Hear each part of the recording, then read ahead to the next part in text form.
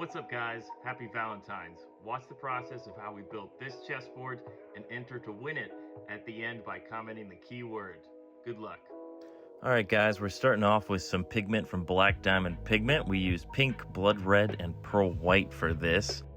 Also chose the maple wood variety for this chessboard, which I hand cut on a table saw and then glued down into the mold, as you can see.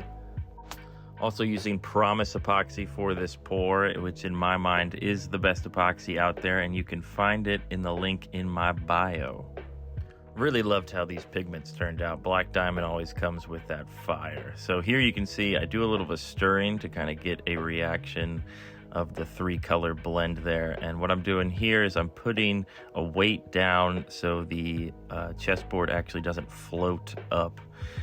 So then we go into the planing of the board. As you can see, I use a Triton router sled to plane the top of the board before I eventually get it sanded. Here you can really see the board coming together, and then a nice little dust shot getting all that wood and epoxy bits off of the board. Leroy agrees that the board is really coming together, and don't forget ear protection for your dogs. So now we have one of my favorite parts, which is the finishing pour, also with Promise epoxy tabletop. This is where you can really see the colors pop and the board actually come together. We actually heat our epoxy before doing this finishing pour. We find that it gets rid of some of those pesky bubbles that sometimes gets wrapped up in the finishing pour here. Again, if you're looking for Promise epoxy or any of the other products I use, you can absolutely click the link in my bio and check that out.